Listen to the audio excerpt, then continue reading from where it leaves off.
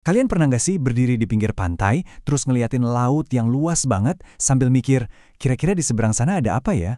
Nah, kali ini kita bakal nyelam bareng-bareng ke salah satu legenda paling terkenal di Indonesia. Ini cerita tentang seorang anak, tentang sebuah janji ke ibunya, dan tentang satu perjalanan yang, wah, mengubah semuanya. Yuk kita mulai kisah Malin Kundang. Oke, perjalanan kita mulai dari sini nih, di pesisir pantai Air Manis. Coba deh kalian bayangin suasananya. Suara ombak yang berdebur. Terus ada bau-bau garam khas laut gitu di udara.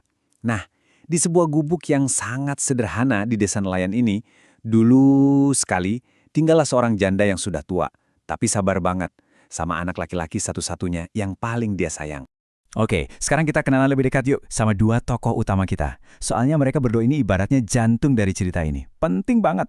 Ini dia nih, Mande Rubaya, ibunya yang super penyayang dan anaknya, Malin Kundang.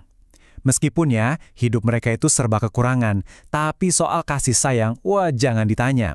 Buat Mande, Malin itu udah kayak mataharinya. Dan sebaliknya, buat Malin, ibunya itu segalanya. Pokoknya cuma ada mereka berdua di dunia ini. Jadi Malin ini kayak gimana sih orangnya? Dia itu bukan anak biasa loh. Dari kecil, dia itu rajinnya minta ampun dan sayang banget sama ibunya. Setiap hari, benar-benar setiap hari, dia selalu bantu ibunya tanpa kenal capek. Mau itu cari ikan di laut atau ngumpulin kayu bakar di hutan, semuanya dia lakuin. Kenapa? Ya karena dia sayang banget sama ibunya. Tapi kehidupan mereka yang adem ayem ini nggak berlangsung selamanya. Suatu hari, ada sesuatu yang besar banget datang dari lautan. Sesuatu yang bikin sebuah impian baru muncul di hati Malin. Jadi ceritanya, ada kapal dagang super megah yang berlabuh di pantai mereka. Malin penasaran dong, dia deketin tuh kapalnya. Dan dia kaget. Dia lihat ada sosok yang dia kenal banget. Ternyata itu Rashid, teman mainnya waktu kecil. Tapi Rashid sekarang beda banget penampilannya. Kelihatan lebih kaya, lebih keren, lebih percaya diri. Nah, pertemuan ini nih yang mulai memicu sesuatu di pikiran Malin. Si Rashid ini cerita gimana hidupnya bisa berubah total. Kata dia, kapal ini nih yang udah mengubah nasibku jadi jauh lebih baik. Dia bilang dia bisa bawa pulang banyak banget uang buat keluarganya. Wah, denger itu, Malin ngerasa kayak dengerin musik yang paling indah. Ini nih jawaban yang selama ini dia cari. Seketika itu juga, di pikiran Malin, kapal itu bukan lagi sekedar kapal. Itu tuh kayak jembatan ke masa depan yang jauh lebih cerah. Tiba-tiba semangatnya berkobar-kobar. Dalam hatinya dia bilang, aku juga harus bisa kayak Rashid. Aku mau mengubah nasib kita. Dia langsung kebayang ibunya bisa senyum bahagia, nggak perlu kerja keras lagi. Langsung aja, tanpa mikir panjang, Malin nanya ke Rashid, bisa nggak dia ikut? Tapi Rashid kan sahabat yang baik ya. Dia langsung ngingetin Malin soal hal yang paling penting. Tunggu dulu, kamu harus minta restu ibumu dulu Malin, katanya. Dan ada masalah lagi nih, kapalnya itu berangkat cuma dalam 2 hari. Waduh, waktu Malin mepet banget. Nah, malam itu juga, Malin harus ngelakuin hal yang mungkin paling berat seumur hidupnya. Dia harus ngobrol sama ibunya, minta izin untuk pergi, ninggalin satu-satunya orang yang paling dia sayang. Dengan jantung yang dak-dik-duk, Malin memberanikan diri. Dia samperin ibunya yang lagi nyiapin makan malam mereka yang sederhana. Terus sambil coba nenangin suaranya biar nggak getar, dia bilang, Bu, Malin mau minta restu. Malin mau merantau, ikut kapal saudagar. Cuma satu kalimat pendek, tapi kalimat itu bakal mengubah hidup mereka selamanya. Kebayangkan gimana perasaan ibunya? Hati Mande Rubaya langsung hancur berkeping-keping. Dunianya kayak runtuh. Apa? Katanya. Ibu nggak rela kamu pergi, nak.